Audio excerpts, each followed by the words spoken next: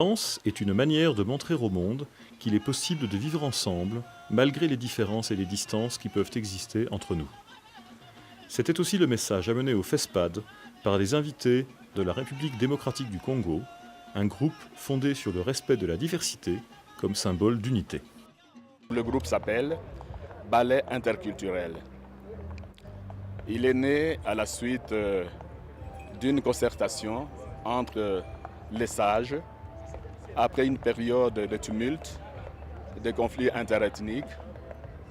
Alors les sages se sont regroupés pour se réconcilier et enterrer la hache de guerre. Toutes les ethnies qui étaient en conflit jadis puissent se retrouver ensemble et commencer à parler le même langage, à danser ensemble, à chanter ensemble et malgré cette diversité culturelle, à se présenter comme une tribu, comme une communauté de cohésion, une communauté qui aspire à la paix et à la cohabitation pacifique.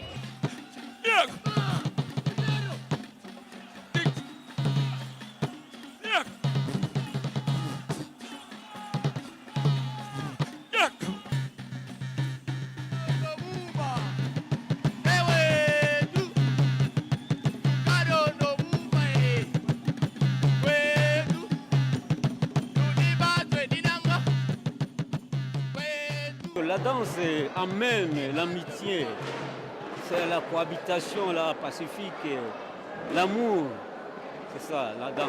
Nous sommes au nombre de 9 à 10 tribus. Il y a les Nande, les Hunde, les Tutsi, les Hutu, les Nyanga, les Rega, il y a aussi les Tois, les Pygmées si on peut les dire.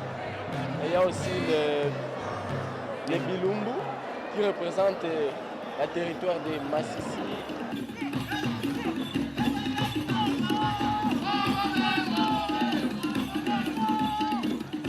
En tout cas, nous sommes très contents et nous voyons toutes les nationalités sont en train de danser, de montrer leur culture. C'est bien, c'est bien. Dans le cadre du FESPAD, une place importante a été réservée à la danse moderne. Manifeste pour le respect mutuel des valeurs traditionnelles des différents pays, la plateforme de danse des Grands Lacs est un atelier itinérant de danse contemporaine créé en 2006, suite au désir de quelques artistes africains et européens de travailler ensemble. C'est un projet pour faire des rencontres entre les danseurs professionnels de la région des Grands Lacs. Et donc cette plateforme va à Kinshasa, à Goma, à Kisangani, à Kigali, à Butare. Donc elle va voyager comme ça dans les pays et chaque fois emmener d'un pays à l'autre les danseurs. Et ces danseurs-là, pendant 2-3 semaines, vont continuer à faire des créations, enfin des ateliers. Ils seront encadrés par 2 danseurs, un portugais et aussi un belge. Donc il y a Raoul Maria et Thomas Teyart, qui fait partie d'une très grande compagnie de danse contemporaine.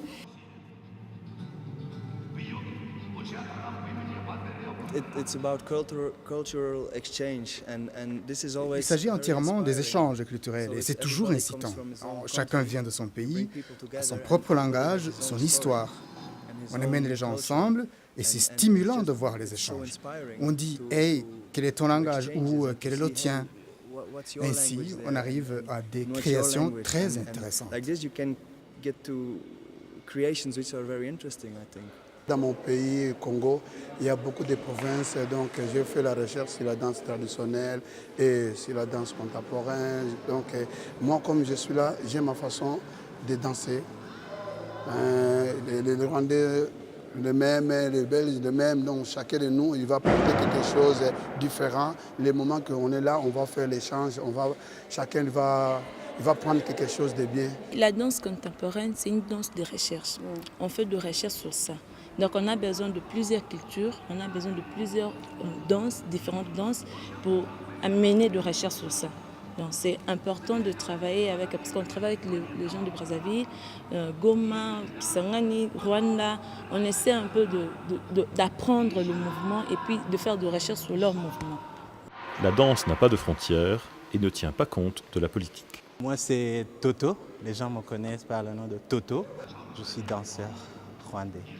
Jacques est une amie qu'on s'est rencontrés au Sénégal en 2005. La communication de notre président et le président ici, c'était un peu d'embouteillage. Par rapport à nous, les artistes, ce n'est pas ça pour nous. On est les mêmes, on va manger ensemble, on va danser ensemble. Il n'y a pas de problème. Je crois que c'est important de donner l'exemple que c'est possible.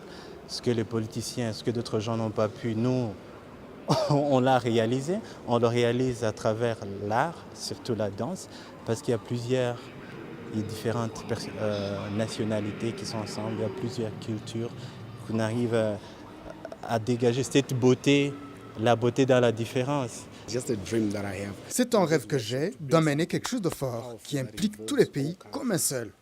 Pas de différents spectacles, mais un seul, avec tous les pays ensemble. C'est ça mon rêve, qu'on soit comme un seul. C'est dans cet esprit que le chorégraphe sud-africain Vincent Coco Mansour a présenté sa danse Manifeste sur la scène du FESPAD.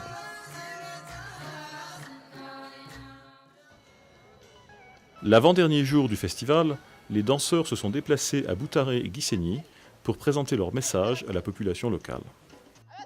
À la frontière entre le Rwanda et le Congo, une des membres du groupe des danseurs de Namibie résume pour nous son expérience du FESPAD. Pour vous dire la vérité, tout ce que je savais sur le Rwanda, c'était le génocide de 1994.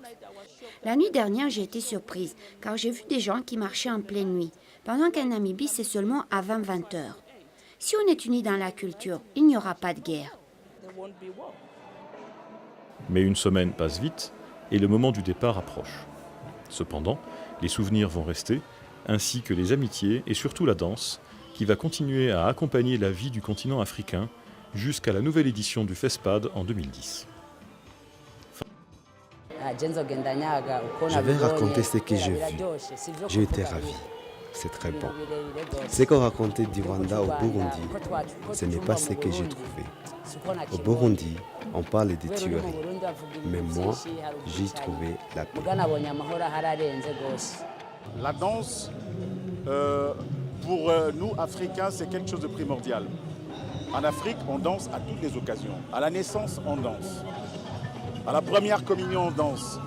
Au mariage, on danse. Au décès, on danse. Donc toutes les occasions sont bonnes pour nos réalités de proposer la danse. Et la danse africaine, vous savez, véhicule beaucoup de messages. Et je crois que pour les générations, notamment la nouvelle génération, au travers de la danse, ils peuvent apprendre beaucoup de choses de l'Afrique.